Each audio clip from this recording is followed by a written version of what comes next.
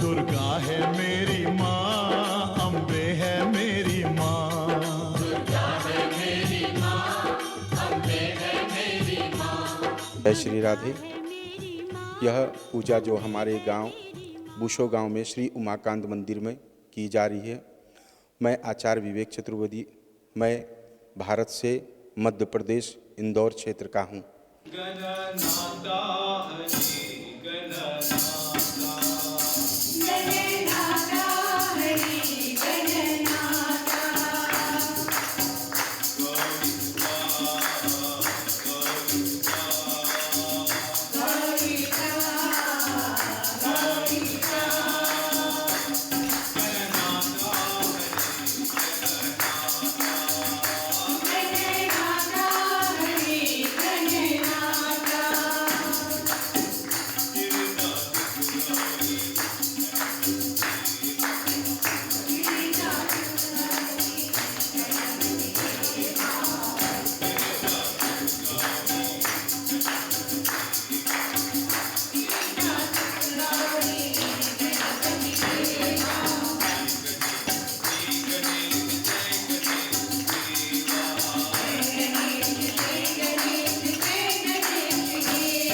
हम यहाँ पे मंडल बनाए हैं, तो इस मंडल में कितने देवी देवताओं का आह्वान होता है हम आपको बताने जा रहे हैं।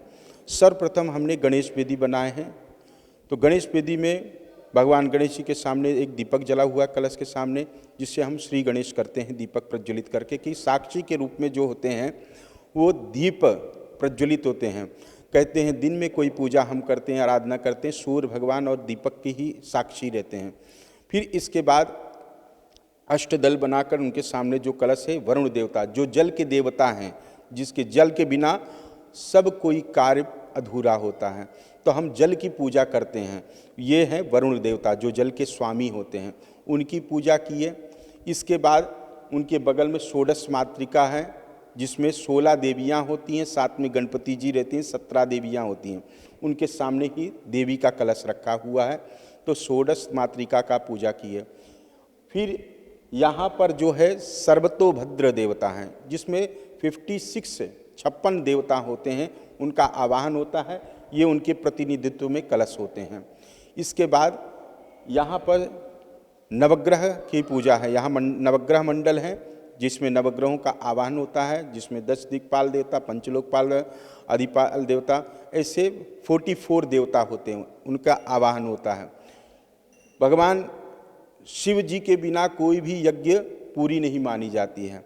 इसीलिए दक्ष ने क्या किया था कि शिव जी को भाग न देने के कारण दक्ष का यज्ञ विध्वंस हुआ था। तो हम लोग ने भगवान शिव जी की कलश रखकर उनका भी आवाहन पूजन किया। इस प्रकार हम लोग मंडलों की पूजा करने के पश्चात प्रधान देवता जो होती देवी, उनकी आराधना हम लोग करते हैं, पूजा करते हैं। दुर्गा माँ जो है आदिशक्ति है। दुर्गम नाम का जो राक्षस था, वो सभी जब ब्रह्मा से वरदान प्राप्त करके सभी देवताओं को कष्ट पहुंचाने लगा, तो सभी देवता ने अपनी शक्ति से एक शक्ति को प्रकट किया है, जिसमें सभी देवताओं की शक्ति से एक आदि शक्ति का प्रकट हुआ, जिसका नाम था आदिशक्ति। लेकिन दुर्गम राक्षस को मारने के कारण उस माता का नाम पड़ गया दुर्गा माँ। और जो दक्ष प्रजापति जो था, उसने आदि शक्ति की पूजा कर कर वरदान मांगा कि आप हमारे यहाँ पर पुत्री बनकर आएं। यह कथा आज हम आपको श्रवण कराएंगे। तो माता रानी ने कहा कि मैं तुम्हारे यहाँ पुत्री बन के आऊँगी, लेकिन जिस दिन तुम मेरा अपमान कर दोगे उस दिन मैं तुम्हारे घर को छोड़ के चली जाऊँगी, तुम्हें त्याग कर। तो इसकी कथा है, तो जो हम आपको इसकी कथा आज बताएंगे, आप लोग सभी लोग श्रवण कर सकते हैं। तो कहते हैं ना, भगवान सब एक है, वही शक्ति है, नाम अनेक हैं और रूप अनेक हैं। आप जिस भाव से भगवान को देखते उस भाव से भगवान प्रकट होते हैं। वही गौरी है, वही शक्ति है, दुर्गा है, वही चामुंडा है, कोई भी अंतर नहीं है। सिर्फ सबके रूप अनेक हो गए हैं। अपने कार्य क्षेत्र में अनेक अनेक, अब कहाँ हमको रौद्र रूप लेना है, कहाँ हमको शांत रूप लेना है, ये सब माता ने लीला किए हैं। और कहते हैं ना कि भगवान भी जिस शक्ति के बिना अधूरे हैं। हमारे सनातन धर्म में सबसे पहले अगर किसी की आवाहन होती है या पूजा की जाती है तो सबसे पहले शक्ति की पूजा की जाती है। बिना शक्ति के देवता भी अधूरे हैं। शिव में ई की मात्रा हट जाए तो शिव भी शव हो जाते हैं। तो बिना शक्ति के, जैसे कोई भी देवी देवताओं का नाम यदि आप लेते हैं तो पहले शक्ति का नाम आता है। राधे कृष्ण, सीताराम, लक्ष्मी नारायण, यहाँ तक कि हम जब वंदना भगवान के सामने करते हैं तो मेव माता, पहले माँ ही आती है, बाद में पिता आते हैं। इसलिए शक्ति के बिना सब कुछ संसार सृष्टि नहीं चल सकती। तो आप, अब बहुत लोग ऐसे हैं कि जो काम करते हैं, नौकरी करते हैं, उनके पास समय नहीं है, आपके पास बैठकर भगवान के साथ नहीं कर सकते कुछ भी। तो आप जब भी गाड़ी में भी बैठकर भगवान का नाम जप कर सकते हैं, चलते फिरते। भगवान ये नहीं कहते हैं कि माला लेकर बैठो, ये मेरा चिंतन करो, भजन करो, इससे भगवान नहीं। आप कहते ना, मन से और तन से किसी को कष्ट मत दो और वाणी से किसी को कष्ट मत दो, यही सबसे बड़ी पूजा है। और ये तीन से अगर आप किसी को एक में से भी कष्ट दे रहे हैं तो आप कितना भी पूजा करो, सब व्यर्थ है।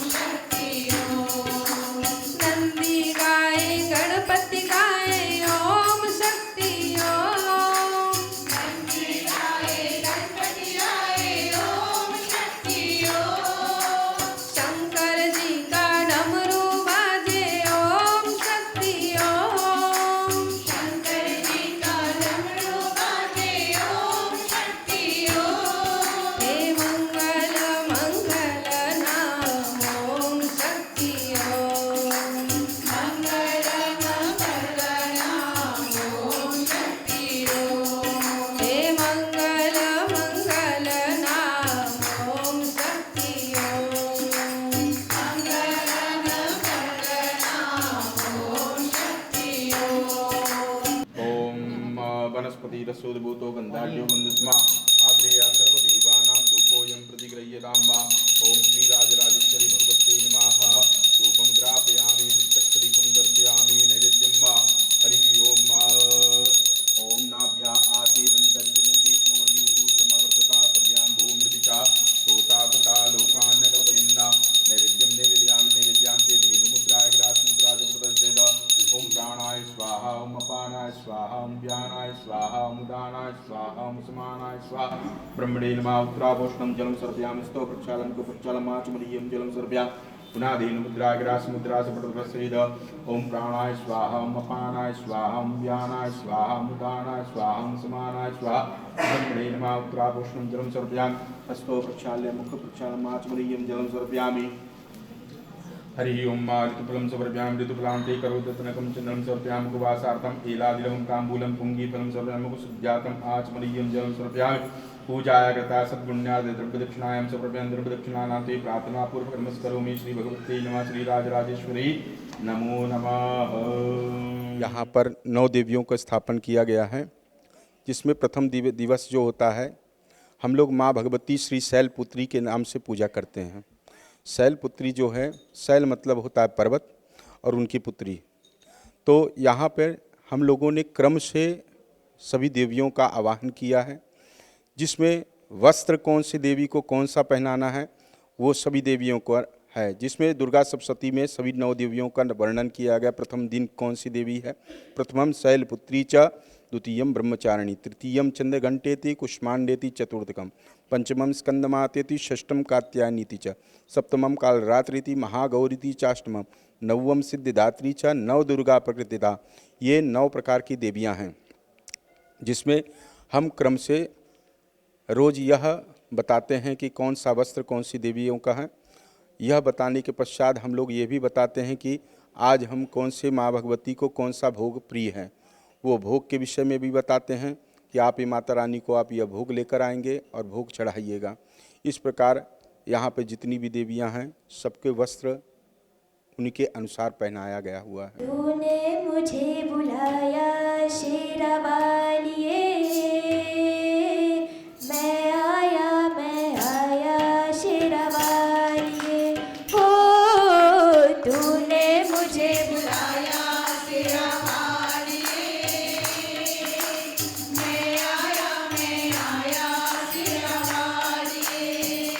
ओ जोता वालिए, बहारा वालिए, ओ मेहरा वालिए, तूने मुझे बुलाया शेरा वालिए, मैं आया शेरा वालिए। ओ तूने मुझे बुलाया शेरा वालिए, मैं आया शेरा वालिए। सारा जग है एक बंजारा, सब जग है एक बंजारा, सबकी मंजिल तेरा द्वारा, सबकी मंजिल तेरा द्वारा। ऊंचे पर्वत लंबा रास्ता, ऊंचे पर्वत लंबा रास्ता, पर मैं रह ना पाया शेरा वालिए, मैं आया शेरा वालिए। हो तूने मुझे बुलाया शेरा वालिए, मैं आया शेरा वालिए। सोने बन में जल गई बाती, सोने बन में जल गई बाती, तेरे पथ में मिल गए साथी, तेरे पथ में मिल गए साथी। मुँह खोलूं क्या तुझसे मांगूं, मुँह खोलूं क्या तुझसे मांगूं, बिन मांगे सब पाया शेरा वालिए, मैं आया शेरा वालिए। हो तूने मुझे बुलाया शेरा वालिए, मैं आया शेरा वालिए। ॐ गजाननं भूतगणादिसेवितं कपित्तजम्बूफलचारुभक्षणम् उमासुतं शोकविनाशकारकं नमामि विघ्नेश्वर पादपङ्कजम्। वक्रतुंड महाकाय सूर्यकोटिसमप्रभ निर्विघ्नं कुरु मे देव सर्वकार्येषु सर्वदा।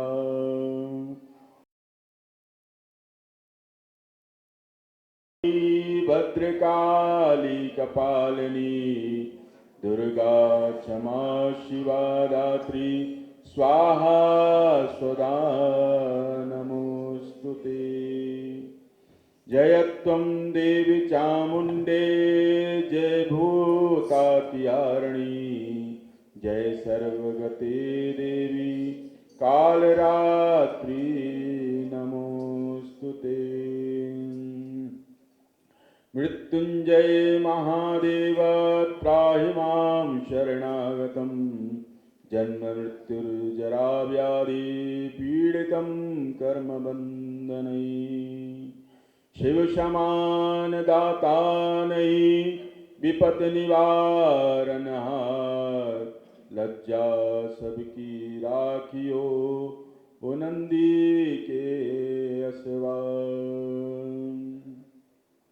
नीलाम्बुज श्यामलं कोमलंगं सीता समारोपित वामभागं पाणौ महासाय कुचारुचापं नमामि रामं रघुवंशनाथं। कृष्णाय वासुदेवाय हरये परमात्मने प्रणतक्लेशनाशाय गोविन्दाय नमो नमः। सच्चिदानन्दरूपाय विश्वोत्पत्त्यादिहेतवे तापत्रय विनाशाय श्रीकृष्णाय वयं नमः।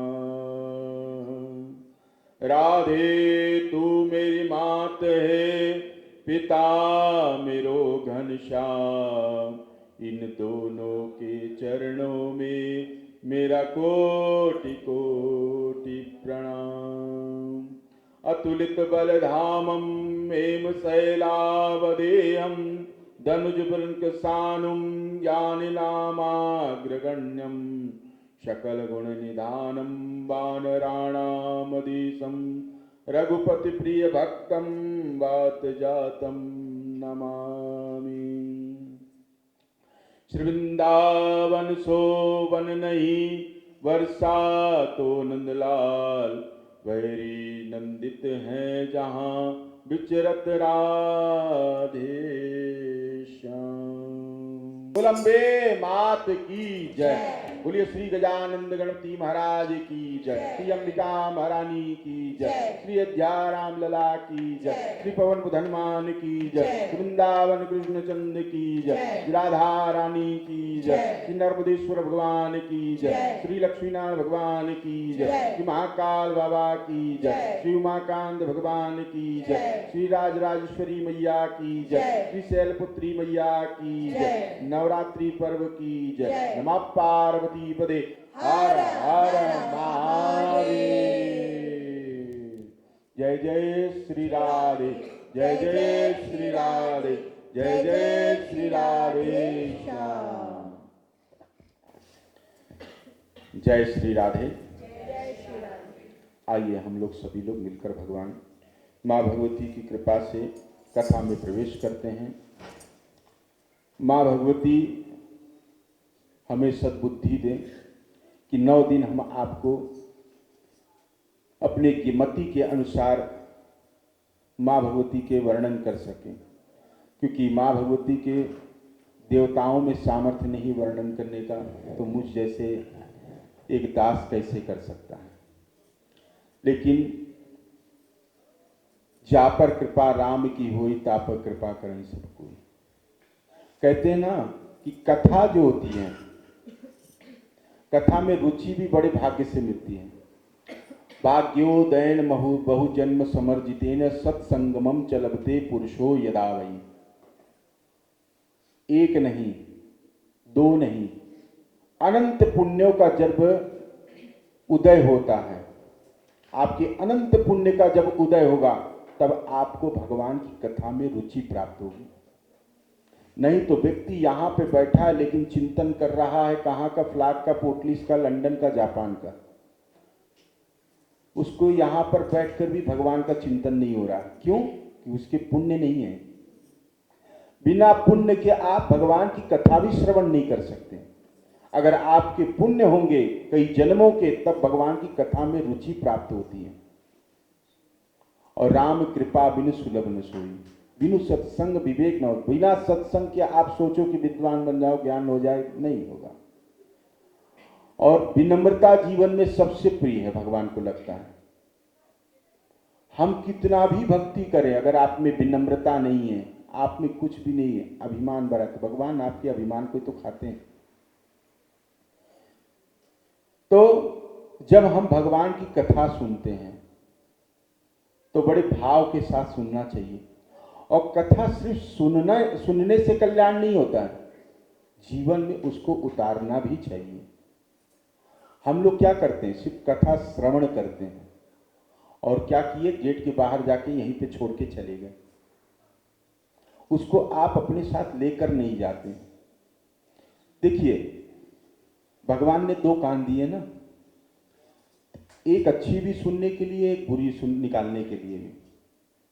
अब देखो, एक दिन मैंने बताया था कि कथा जब हम किसी की चुगली सुनते हैं, जब किसी की निंदा सुनते हैं, तो यहां से सुनते हैं और यहां पर लेकर जाते हैं। कहां लेके जाते हैं? यहां से गया कहां? हृदय में, हृदय से गया पेट में। अब बहुत लोगों को बात पचती नहीं है, तो वो क्या करता है, कहीं ना कहीं तो उगलेगा। जैसे सर्प जो होता है, अगर छुछुंदर जानते हैं, उसको अगर निगलता है तो भी मरेगा, और नहीं निकलता, बाहर करता है तो भी मरना है उसको। तो हम लोगों की क्या आदत है कि निंदा सुनने के बाद किसी को उसको शेयर करना है, नहीं बताएंगे तो भाई पचेगा नहीं।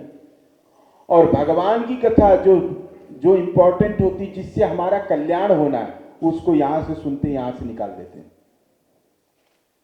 जैसे एक मूर्तिकार व्यक्ति था, उसने दो मूर्ति बनाया पीतल की, और दोनों की जो मूर्ति थी, वशिष्ठ ऋषि जी की मूर्ति बनाया था उसने, और दोनों का वजन एक समान, दोनों ही पीतल के बने हैं। लेकिन एक मूर्ति की कीमत कितना है? 500 रुपए, और एक मूर्ति की कीमत है 50,000 रुपए।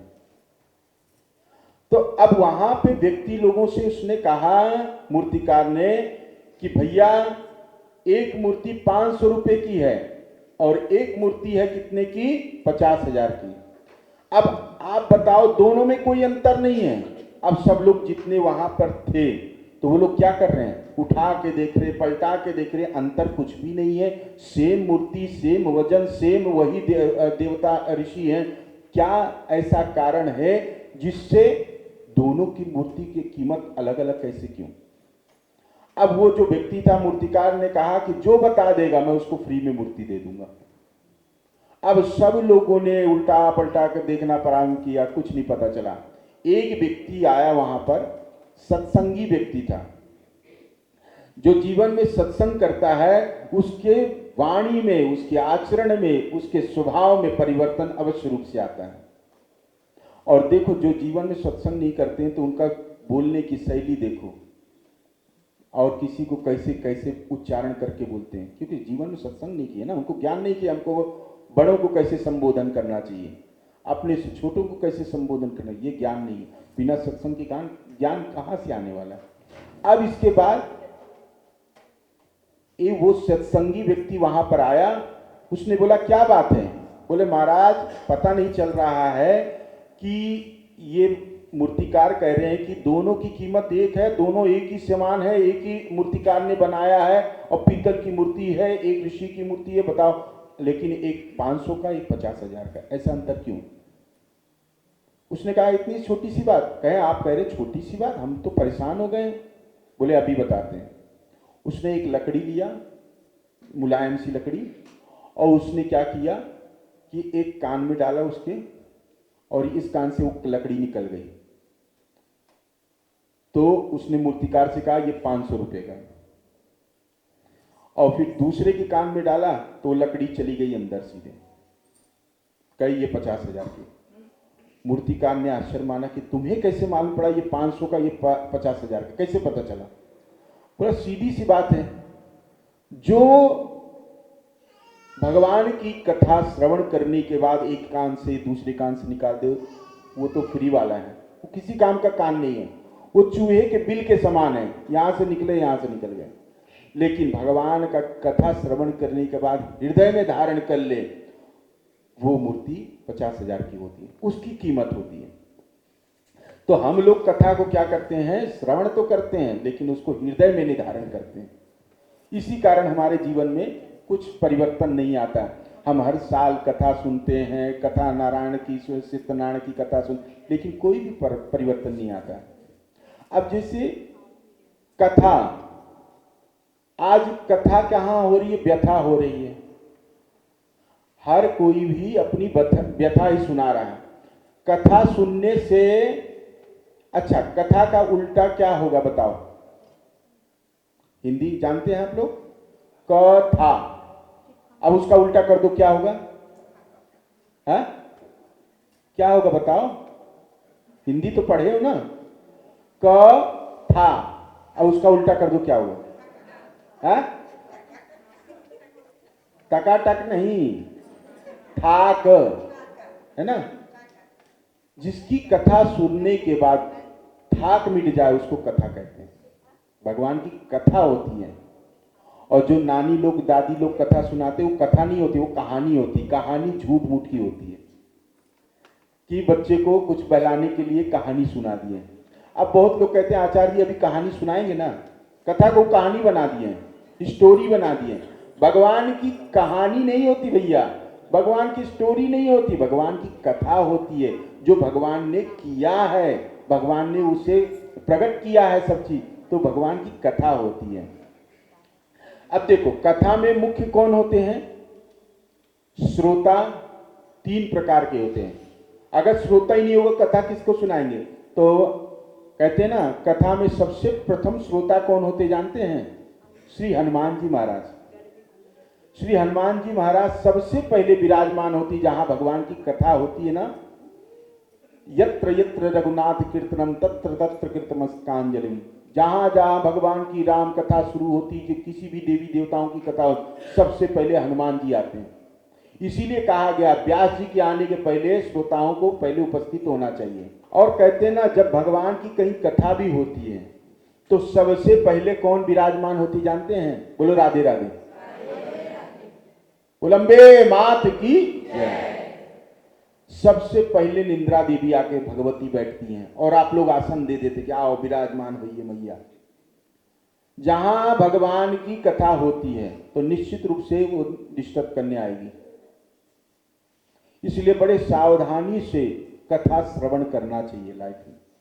हमको कहते हैं ना, जिस प्रकार आप कोई कार्य भी करते हैं तो कितने सावधानी से कार्य करते हैं, ठीक उसी प्रकार बड़े सावधानी के साथ भी हमको कथा श्रवण करना चाहिए। तो आज प्रथम दिवस शारदी नवरात्रि इसको कहते हैं, जो आज से शरद ऋतु शुरू होती है। शारदी ऋतु इसी कारण कहा गया, इसलिए नवरात्रि 6 महीने में आता है। ये ग्रीष्म ऋतु वाली आती है, जो चैत्र की नवरात्रि होती है, उसके 6 महीने बाद होता है ये नवरात्रि, जो जिसको शारदी नवरात्रि कहते हैं। अब 2 नवरात्रि ऐसे क्यों आते हैं, क्योंकि आज के समय से भारत में बहुत लोग शारदी नवरात्रि इसलिए करते हैं, माता जी की पूजा करने के पश्चात बहुत लोग खेती करना शुरू करते हैं, वहां फसल बोना, क्योंकि वर्षा ऋतु चली जाती है, अब शरद ऋतु शुरू होती है। इसके बाद ग्रीष्म ऋतु में पूजा होती है, तो पहले माता की पूजा करने के बाद कटाई की शुरू होती है। भारत में पहले बुवाई से पहले माता की पूजा होती है, फिर कटाई से पहले भी पूजा हो जाती है। अब उसमें साल में 2 गुप्त नवरात्रि भी आती है, जिसमें माघ शुक्ल पक्ष से और आषाढ़ शुक्ल पक्ष से ये गुप्त नवरात्रि होती हैं। और नवरात्रि के जो प्रथम दिवस जो होता है, हम लोग पूजा करते हैं सबसे पहले माँ भगवती शैलपुत्री। अब माता शैलपुत्री कौन है, ये माँ भगवती हिमालय की पुत्री। शैल मतलब होता है पर्वत, हिमालय, और उनकी पुत्री कौन है, पार्वती। पर्वत की पुत्री होने के कारण इनका नाम पड़ गया क्या, पार्वती। आज हम आपको इसके विषय में कथा श्रवण कराएंगे। एक समय की बात है, कि पुराणों में कथा आती है कि प्रजापति का पद किसको मिला? ब्रह्मा जी अन्य देवताओं ने दक्ष को मान्य देते हुए उनको प्रजापति का पद दिया गया। अब जैसे ऊंचा पद होता है, अब प्रजापति मतलब जानते हैं कितना बड़ा पद मिला, इंद्र से भी ऊंचा पद है। प्रजापति के बाद ब्रह्मा जी का पद आता है, तो सोचो कितना बड़ा पद होता है। अब जब प्रजापति को यह पद मिला, कहते ना जवानी जो युवा अवस्था होती है, और रूप, धन, तीसरा चौथा होता है पद, ये चार चीज जो होते हैं ना अभिमान लाते हैं। और ये चार चीज जो जिसके पास होने के बाद भी अगर अभिमान ना आए तो भगवान की बहुत बड़ी कृपा है। कैसे? युवावस्था जब आती है तो वो किसी को मानता ही नहीं है, क्योंकि उसके शरीर में ताकत है, और ताकत जब आती तो वो किसी को मानेगा ही नहीं, अपना ही बल दिखाएगा। तो जब युवा अवस्था आती तो ये एक अभिमान लेके आता है। दूसरा क्या है? सुंदरता। आप थोड़े ज्यादा सुंदर हो गए। अब भगवान की देन है, किसी को काला बनाए, किसी को गोरा बनाए। अब भैया देखो, अब जिसको जैसा बना। अब जो काला है तो बेचारा दिन रात पाउडर घसता है, रोज क्रीम पाउडर लगाता कि हम थोड़े गोरे तो हो जाएं। अब भगवान ने जो बना दिया सो बने हैं। अब उसमें भी अभिमान आ जाता है, सुंदरता में भी, कि हम बहुत सुंदर हैं, ये अभिमान। तीसरा धन। धन से भी अभिमान आता है। हमारे पास यदि धन कुछ हो जाता है तो हम किसी को भी नहीं बचते। धन बहुत ही सोच समझकर व्यक्ति को, इसीलिए बहुत लोग सोचते हैं जिसको परमात्मा ने खूब धन, गाड़ी, दौलत, ऐश्वर्य सब कुछ दे दिया, उसको भगवान ने बहुत बड़ी कृपा की। कृपा ने की, अपने से दूर कर दिए भगवान ने। आज बताओ, जिसके पास 10-10 फैक्ट्री चल रही, वो भगवान के पास सेवा करने आएगा? नहीं आएगा, उसको तो समय नहीं है। वो भगवान का नाम क्या जप कर पाएगा? उसके पास समय नहीं, भगवान ने उसको दूर कर दिया। और ये सब होने के बावजूद भी अगर भगवान का नाम चिंतन कर, भगवान की बहुत बड़ी कृपा है उसके ऊपर। फिर चौथा जो होता है पद प्रतिष्ठा। आप कौन से पोस्ट में हैं, उसका अभिमान भी आता है कि हम कमिश्नर हैं, हम एमएलए हैं, हम कौन कौन से पद हैं, तो उसका भी अभिमान आता है कि हमको किसी से सामने से बात करने का भी तरीका भूल जाते हैं पद से। तो कहते हैं बड़ अधिकार दक्ष जब पावा, अति अभिमान हृदय तब आवा। जब दक्ष प्रजापति को पद मिला तो उसके अंदर अभिमान के बीज उत्पन्न हो गए। अब वो सोचा कि हम तो बहुत बड़े ऊंचे पद में हैं। उसने एक आशीर्वाद समारोह रखा जिसमें सभी देवताओं को निमंत्रण दिया गया। सभी ब्रह्मा, विष्णु, सभी देवताओं को, गंधर्व, किन्नर, इंद्र, वरुण, चंद्र, जितने भी देवताओं को सबको निमंत्रण दिया गया कि आप सभी लोग आओ। जैसे हमारे इधर जैसे इलेक्शन होने के बाद बधाई होती है ना, कि सब लोग जाते मंत्रियों के पास, वो आपको जय हो करते हैं, वैसे उनको जब पद मिला तो सभी देवता लोग गए आशीर्वाद देने। तो वहां पर जब पहुंचे, अब जो व्यक्ति जो बड़े पद में होते हैं तो वो थोड़ा देर से आते हैं ना, तो वो देर से आते, तो अब सभी देवता लोग आकर विराजमान हो गए हैं। सब ब्रह्मा, विष्णु, महेश, इंद्र जितने हैं, अरुण, वरुण, चरण, सब आ गए हैं। अब कौन नहीं आए हैं? सिर्फ दक्ष प्रजापति जी, क्योंकि भाई बड़े पद में हैं। अब उनका इंतजार हो रहा है, अब आने वाले, अब आने वाले। अब जब आए तो सभी खड़े हो गए, और उसी समय जब सब देवता खड़े हो गए, सिर्फ त्रिदेव नहीं खड़े हुए, ब्रह्मा, विष्णु, महेश नहीं खड़े हुए। और इसके बाद जब वो अभिमानी व्यक्ति था, जब आया तो उसने सबसे पहले दृष्टि कहाँ घुमाई कि मेरे आने पर किसने मेरा स्वागत किया, किसने नहीं किया। जो अभिमानी व्यक्ति होता है वो सदैव ये देखता है कि मेरे आने पर कौन खड़ा हुआ और कौन नहीं खड़ा हुआ, कौन मेरा स्वागत किया, कौन नहीं किया। तो दक्ष प्रजापति ने जब देखा कि अपने दामाद को, जब देखे शिव जी को देखा, ये तो बैठा है मेरे सामने, तो उसी समय वो तो उसका भौं टेढ़ा हो गया। अब उसको गुस्सा आया और उसी समय उसने कहा, हे देवताओं, मैं अपने मति के अनुसार कह रहा हूं और होश में कह रहा हूं कि जिस सभा में जो असभ्य व्यक्ति हो उसको आमंत्रित नहीं करना चाहिए, क्योंकि असभ्य व्यक्ति जिस सभा में रहेगा उस सभा को वो असभ्य बना देगा। तो ऐसे व्यक्ति को हमें स्वीकार नहीं करना चाहिए। अब इसके बाद सभी लोगों ने कहा, असभ्य व्यक्ति कौन है? देवता लोग सब इधर उधर देखने लग गए, भैया कौन असभ्य व्यक्ति है, कौन असभ्य? सबको देखें। अब कहें कि सब देवताओं ने कहा कौन है असभ्य व्यक्ति? हम सभी तो देवता लोग हैं। कहे तुम्हें दिखाई नहीं दे रहा ये अघोरी? तो बोले ये तो आपके दामाद है। कहे दामाद? कैसे दामाद? तो कहे आपके पिता भी तो नहीं खड़े। कहे तो पिता वो हमारे हैं, अगर हम नहीं खड़े हुए तो हम उनको, वो हमारा, हम उनका सम्मान करते। पिता कौन है? ब्रह्मा जी। ब्रह्मा जी नहीं खड़े हुए तो मुझे बुरा नहीं लगा, क्योंकि वो हमारे पिता हैं। और नारायण जी नहीं खड़े हुए क्योंकि वो मेरे दादाजी हैं, क्योंकि नारायण से ही उत्पत्ति किसकी हुई है? ब्रह्मा जी के, है ना, नाभि से प्रकट हुए। तो कहे वो हमारे दादाजी हैं, इसमें बुरा नहीं लगा।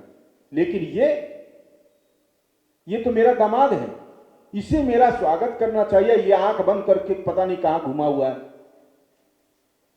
अब बहुत शब्द बोलने लगते। सब लोग बोले नहीं आपके दामाद है। अरे काहे का दामाद? मैं तो विवाह नहीं करना चाहता था अपनी पुत्री का। कहा मेरी पुत्री मृग नयनी के जैसे उसके नेत्र, और ये कहा बंदर जैसे इसकी आंख, इसके साथ मेरी पुत्री का तो भाग्य फूट गया। अरे मेरे पिताजी ने कह दिया कि कर दो इसके साथ विवाह, नहीं तो मैं तो तैयार नहीं था इसके साथ विवाह करने के लिए अपनी पुत्री का। बहुत अपशब्द बोले। अब इसके बाद जब अपशब्द बोलने लगे, अब जब नंदी जी को नहीं अच्छा लगा कि मेरे प्रभु की निंदा हो रही है यहां पर, तो कहें, नंदी जी कहे प्रभु आदेश करिए, बस अभी हम दक्ष को हम बता दें। कहे नहीं ये हमारे ससुर हैं। तो कहें ससुर हैं तो ऐसे शब्द बोलेंगे? तो बोले देखो ससुराल में तो ससुर की सुनना ही पड़ता है ना। अच्छा देखो, एक गाली होती है कौन सी, जो लड़ाई होती है वो गाली अलग होती है, वो तीखी लगती है ना। और एक गाली होती है जब ससुराल में जाकर जब विवाह होता है ना, तो यहाँ पे पता नहीं प्रथा है कि नहीं, वहां पे गाली दी जाती है सबको। का जैसे राम जी की विवाह हुई थी ना, तो राम जी के पिताजी को खूब गाली दी जा रही थी, उनके माता जी को, उनको सबको गाली दे दे। तो सब राम जी को नहीं अच्छा लग रहा था, पिताजी को भी गाली दे रहे हैं सब। तो राम जी ने तिरछी नजर से किसको देखे? सखियों को देख ली। वहां की जो नारियां थी उनको जब देखे तो वो, और राम जी मुस्कुरा दिया, और भगवान के मुस्कुराहट में तुम आया। तो वो जो वहां की जो सखियां थी सीता जी की, और जो वहां की महारानी लोग सब लोग थी, उन लोगों ने क्या किए कि उल्टा दशरथ जी की गाली देना शुरू कर दिए। और सब लोगों ने कहा कि अरे तुम दशरथ जी की गाली देना चाहिए तो तुम जनक जी की गाली दे रहे हो। तो बोले कि अरे पता नहीं हमारे मन में कैसे बेशुद्ध हो गया कि हमारे मुंह से ये निकलने लगा। तो एक प्रथा होती है भारत में कि गाली दी जाती है, और उसको बड़े भाव से सब लोग सुनते भी हैं। यहाँ पे नहीं होता होगा, हमारे यहाँ गीत गा के गाली देते। गीत जैसे आप लोग, ये हल्दी होती है ना, तो हल्दी होती है तो आप लोग गाते हैं। हमारे यहाँ सब चीज में गाना, सब चीज में, खाने में गीत, पीने में गीत, सब में गीत होता है। अब इसके बाद दक्ष प्रजापति ने जब तीखी वाणी से बोलने, तो नंदी जी को नहीं सहन हुआ। नंदी जी बहुत देर तक देखे। अब इसके बाद नंदी जी चुप हो गए, प्रभु जी ने आज्ञा नहीं दिए। अब इसके बाद जब उसने, दक्ष प्रजापति ने कह दिए कि इस असभ्य व्यक्ति को, ये जो शिव है, अरे ये काहे का दामाद मेरा, न इसको पहनने का ढंग, कपड़ा भी नहीं पहनता, बभूति लपेटे घुमाए रहता है, ये मेरा दामाद हो सकता है? कहाँ मैं प्रजापति दक्ष, और कहाँ ये असभ्य व्यक्ति। अरे मैं तो आज से मैं सबको आज सभी देवताओं के समक्ष में निर्णय लेता हूं, और सभी देवताओं को मैं कहता हूं कि जो भी यज्ञ होगा उसमें रुद्र का अधिकार नहीं होगा, शिव को नहीं दिया जाएगा स्थान। जब यह बोलते ही नंदी जी को बड़ा क्रोध आया। नंदी जी ने कहा प्रभु अब नहीं सहन हो रहा। तो नंदी जी ने कहा कि यह जो आप बोल रहे हैं, नंदी जी श्राप दे दिए। बोले कि हे दक्ष प्रजापति, तू अपने पद के मद में जो तू चूर चूर हो रहा है और जो शब्द बोल रहा है शिव जी के लिए, जा तेरा मस्तक धड़ से अलग हो जाए, बकरे का सिर लग जाए तेरे मस्तक धड़ पे। यह जैसे बोले तब तक में भृगु जी वहां पर थे। तो भृगु जी ने कहा अरे मूर्ख, जब दोनों ससुर और दामाद की बातचीत चल रही तुम क्यों बीच में कूद पड़े? जब उन दोनों की लड़ाई चल रही तुम बीच में क्यों कूदे? जाओ मैं तुम्हें श्राप देता हूं, शिव जी के जितने भी भक्त होंगे सब पाखंडी होंगे, जाओ श्राप दे दियो। तब तक में दूसरे गण उठे, नंदी जी कहे कि जाओ श्राप देता हूं कि तुमने चाटुर्यता करते हुए एक दक्ष प्रजापति के जाओ तुम्हारी दाढ़ी न चढ़ जाए। प्रजापति भृगु जी के दाढ़ी थी तो उन्होंने कहा जाओ तुम्हारी दाढ़ी न चढ़ जाएगी, या बोल दिए श्राप दे दिए। अब एक दूसरे को श्राप देना शुरू कर दिए। अब प्रजापति शिव जी सोचे कि यहाँ आशीर्वाद समारोह होता, यहाँ तो श्राप समारोह शुरू हो गया, एक दूसरे को श्राप दे रहे, तो यहाँ पे रहना उचित नहीं है। शंकर जी अपने गणों को लिए चुपचाप निकल गए और कुछ नहीं बोले। इतना सुनने के बावजूद भी ये भगवान शिव जी में ही सामर्थ्य है। भगवान को कोई मतलब नहीं, भगवान निराले हैं। भगवान शिव जी में ही इतनी सामर्थ्य सहने की और किसी में सामर्थ्य नहीं। इसीलिए जब भी कोई यज्ञ होता है तो देखो एक काले कपड़े में एक कलश रखा हुआ है नारियल में, वो भगवान रुद्र हैं, असंख्यात रुद्र। मतलब असंख्यात रुद्र मतलब होता है क्या? उसमें भगवान शिव जी के असंख्य गण जितने हैं, भूत प्रेत पिशाच गण जितने भी हैं, वो उसमें रहते हैं, उनको भी भाग मिलता है। अब इसके बाद भगवान शिव जी सीधे कैलाश चले आए और कैलाश जब आए बोलो राधे राधे, बोल अम्बे मात की जय। जब कैलाश में पहुंचे लेकिन पार्वती जी से कुछ नहीं बोले, सती जी से कई दिन बीत गए, एक शब्द नहीं बोले। दूसरा कोई होता ना, हम लोग जैसे ससुराल में अगर कोई ए बे रे रे बोल देता, इतना अपमान कर देते ना, तो पहले जाके क्लास लेते किसकी? पत्नी के। देख तेरे बाप ने ऐसा हमको बोला, आज के बाद हम नहीं जाएंगे, है मेरी कोई इज्जत नहीं है। लेकिन शिव जी नहीं बताए, चुपचाप उसको धारण कर लिया। और संत जो होते हैं वो कभी भी किसी बात को, निंदा को दिमाग में नहीं रखते। हम लोग डिप्रेशन में क्यों जाते जानते हैं? क्योंकि हमको उस व्यक्ति ने ये शब्द बोला तो बोला क्यों, बस उसी को लेकर आप मंथन करते रहिए, क्योंकि आप उसको खोपड़ी से निकालना ही नहीं चाहते। और इसी बात को लेकर आप दिन भर उसी में सोचते हैं और ना आपका पूजा में लगेगा मन, ना भजन में लगेगा मन, क्योंकि आप चिंतन तो किसी और का कर रहे हैं। और पूजा कैसे होती जानते हैं? पूजा भगवान की जो होती है, किसी ने पूछा कि आचार्य जी पूजा क्या कैसे की जाती है? पूजा क्या होता है? पूजा भगवान की जो होती है, मनसा कर्मणा वाचा, ये 3 प्रकार से अगर आप किसी को कष्ट नहीं देते हैं, यही पूजा है, यही आपकी पूजा। मनसा कर्मणा मतलब मन से, कर्म से और वाणी से, ये 300 अगर आप किसी को कष्ट नहीं देते हैं, यही पूजा है। माँ मुझे अपने आंचल में छुपा ले, गले से लगा ले कि और मेरा कोई नहीं। माँ मुझे अपनी आंचल में छुपा ले, गले से लगा ले कि और मेरा कोई नहीं। माँ मुझे अपने आंचल में छुपा ले, गले से लगा ले कि और मेरा कोई नहीं। माँ मुझे अपने आंचल में छुपा ले, गले से लगा ले कि और मेरा कोई नहीं। फिर न सताऊंगा कभी, पास बुला ले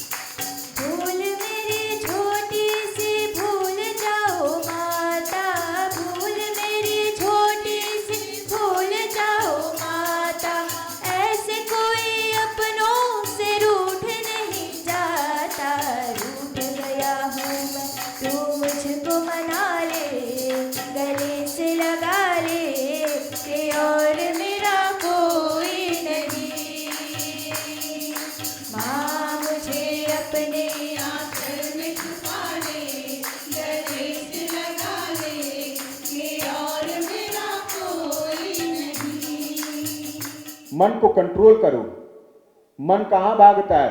देखो 5 ज्ञान इंद्रिया कर्म इंद्रियां होती हैं और 11वां कौन सा होता है?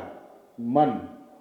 इसीलिए महीने में 15 दिन में एकादशी आती है ना, और वो हर हिंदू को करना चाहिए। सब तिथियों में सबसे पवित्र तिथि जो होती है एकादशी होती है। जो व्यक्ति जो वैष्णव एकादशी व्रत रखता है वो कभी नरक नहीं देखता, उसको यमदूत भी नहीं छुएंगे। हम लोग एकादशी का महत्व नहीं जानते, इसीलिए कहा गया है कि 11वें दिन जो होता है एकादशी, और 11वां है मन। मन को भगवान के चरणों में लगाओ, इसलिए एकादशी इसको कहते हैं। अब भगवान जब आने के बाद कैलाश में विराजमान हुए, अपने स्थान पर जब भगवान पहुंचे, पहुंचने के बाद कुछ दिनों के बाद, 1 साल बाद, दक्ष प्रजापति के मन में तो ये था ईर्ष्या कि ये शिव से बदला कैसा लिया जाए, क्योंकि शिव जी तो कुछ बोल कर नहीं गए। अगर कुछ बोलते तो थोड़ा सा अच्छा लगता। और जब कोई व्यक्ति आपसे झगड़ा, अगर देखो आपको सामने वाला व्यक्ति अगर कुछ बोल रहा है, आप कुछ मत बोलो और मुस्कुरा के चले जाओ।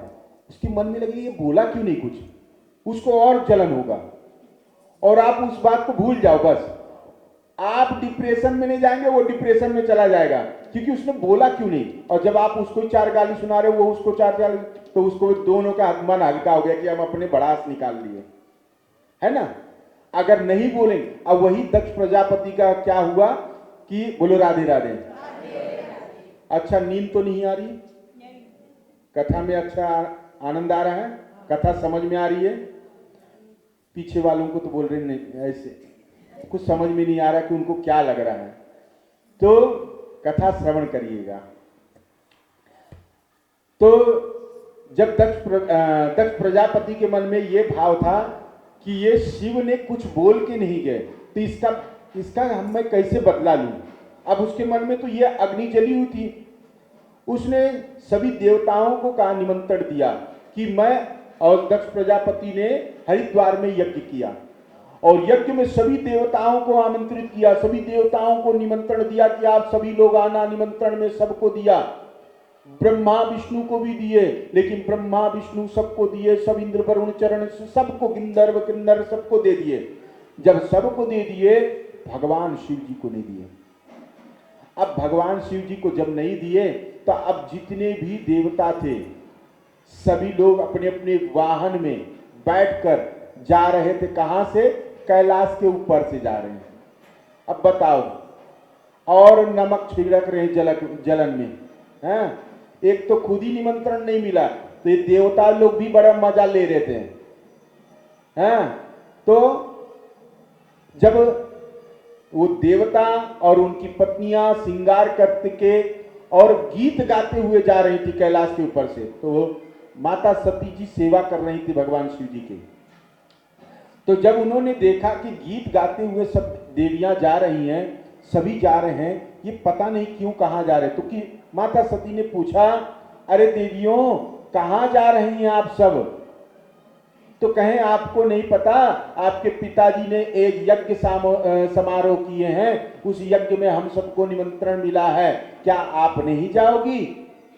इतना कह के तो सती जी के तो मति भ्रम में हो गई, अरे सबको निमंत्रण मिला और हमको नहीं मिला, ऐसी क्या बात है। भगवान शिव जी को लगा कि ये रुकेंगी नहीं और इन्हें जाना ही पड़ेगा, तो माता सती को आदेश दिए कि जाओ। हो गया, माता सती जी तैयार हो गई, लेकिन भगवान शिव जी ने अपने गणों को नंदी के साथ भेजा कि जाओ रक्षा करना।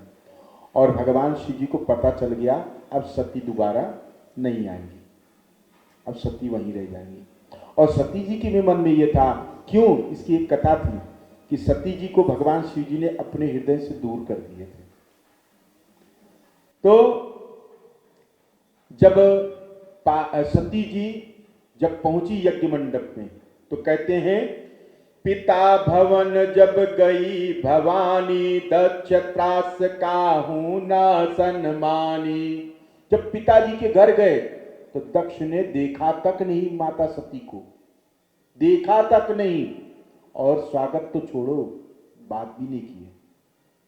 यह देखकर सती जी को बहुत वो लगा कि एक तो मैं आई, बिना बुलाए आई, तो पिताजी हमसे बात तक नहीं कर रहे, हमारी तरफ देख नहीं रहे।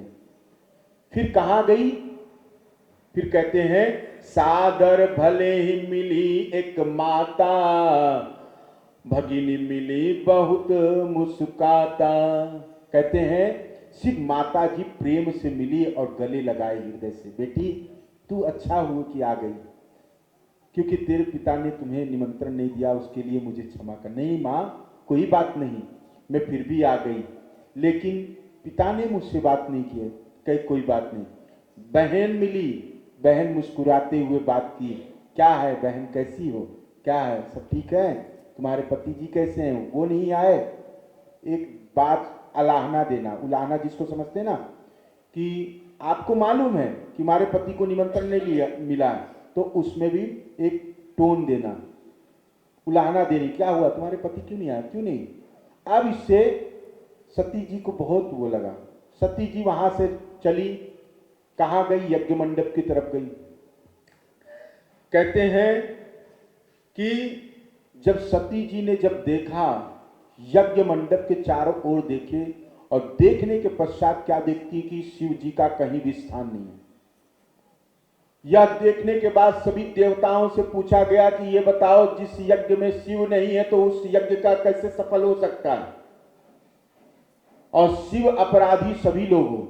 तो कहते क्या, सुनहु सभासद सकल सुन मुनिंदा, कहीं सुन जीन शंकर निंदा, सो फल तुरत लबय लहब सब काहू, भली भात पछताब पिताऊं। कहते हैं, हे देवताओं, हे ऋषियों, मैं आप लोगों से एक बात कहती हूं कि जो आप लोगों ने अपराध किया है उसके लिए पछताओगे। जिसने शिव की निंदा की है और सुनी है, आप पछताओगे। कहते हैं, और उसका तुरंत फल मिलेगा तुम्हें, तुरंत ही आपको उसका फल मिलेगा। भली बात पछताप पिता हूं, आप सभी पछताओगे। यह बोलकर फिर सती जी क्या कहती हैं, संत सबू श्रीपति अपवादा, सुनिया जाता असी मर जादा। कहते जहां संत की, जहां शिव की और जहां लक्ष्मीपति की निंदा होती है, वहां पर रहना नहीं चाहिए। कहते हैं, काटी तासु जीव जो बसाई, श्रवण मुदिना ता चलिए पराई। कहते हैं, यदि आप में सामर्थ्य हो, इनकी निंदा सुनने के बाद अगर आप में सामर्थ्य हो, जिस व्यक्ति ने निंदा किया उसकी जीभ काट दो, और यदि सामर्थ्य नहीं है तो अपने कान को मूंद कर वहां से चले जाओ। ये माता सती जी ने कहा। देवताओं को जैसे ही कहे, और माता सती ने भगवान से प्रार्थना की है कि हे प्रभु, इस अपराध का दंड तो इन्हें सब देवताओं को मिलेगा, लेकिन मैं अपने शरीर को त्याग रही हूं। अब मेरे पति के पास मैं नहीं जा सकती, क्योंकि दक्ष प्रजापति ने ऐसे ऐसे शब्द बोले थे सती माता के सामने कि तुम्हारे उनके पति के विषय में कि सुनने योग नहीं था। तो माता सती को बहुत रूठा। माता सती ने कहा, हे मूढ़, मूढ़ मतलब होता है बुद्धिहीन। और एक बेटी जो है अपने पिता को कभी भी पागल बुद्धिहीन नहीं कह सकती। हर सनातनी में, अपने सनातन धर्म में, कोई भी स्त्री चाहे पिता ही क्यों ना हो, अपने पति की निंदा नहीं सुनना चाहिए। पति को की निंदा अपने पिता से भी नहीं सुनना चाहिए। अगर पिता कह रहा है हमारे पति की निंदा कर रहा है, तो आप वो घर को त्याग के जाओ, क्योंकि आपने 7 वचन में ये भी वचन ले लिया, आप कभी भी पति की आज्ञा के बिना आप अपने पिता के घर भी नहीं जाना है। और सती ने यही किए कि आप जब तक मैं जीऊंगी तब तक तुम्हारी पुत्री कहलाऊंगी, इसलिए मैं इस शरीर को त्याग ही देती हूँ, मैं तुम्हारी पुत्री बनकर नहीं रहना चाहती। और मुझे तो प्राण त्याग देना चाहिए उसी क्षण तत्क्षण कि जब आप मेरे पतिदेव की निंदा कर रहे थे। और उसी समय अपने अंगुष्ठ पैर के अंगुष्ठ से योगाग्नि प्रकट की और भस्म हो गई। और उसी समय भगवान से प्रार्थना करते हुए सती ने कहा, सती मरत हरि सन बरु मांगा और जन्म जन्म शिव पद अनुरागा। हे हरि, हे नारायण, मेरे शरीर छूटने के बाद मैं सदैव यही आपके चरणों में प्रार्थना करती हूं कि जब जब मेरा जन्म हो तो मैं सदैव शिव की पत्नी बनूं। ओम कर्पूर गौरम करुणावतारम संसार सारम भुजगेन्द्रहारम सदा वसन्तं हृदयारविन्दे भावं भवानी सहितं नमामि। मैया तेरी आरती से अंधेरा टले, मैया तेरी आरती से अंधेरा टले, भक्त के अंधेरे घर में रोशनी करे। जय जय भवानी, जय जय भवानी, जय जय भवानी, जय जय भवानी। आरती उतार तेरी शुभ शाम को, आरती उतार तेरी शुभ शाम को, पावे हम सिर में मेरा तार राम को, पावे हम सिर में मेरा तार राम को, पावे हम सिर में मेरा तार राम को। जो तुझे पुकारे उसके पाप क्या लगे, जो तुझे पुकारे उसके पाप क्या लगे, भक्त के अंधेरे घर में रोशनी करे। जय जय भवानी, जय जय भवानी।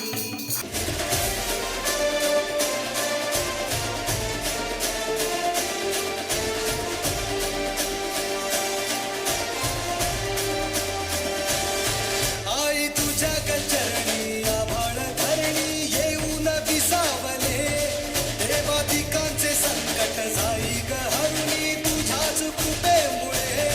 नाद झंकार तू सारा संसार तू, नाद झंकार तू सारा संसार तू, तुझ्या पायाशी आम्हा राहुले आई जगदंबे, आई जगदंबे।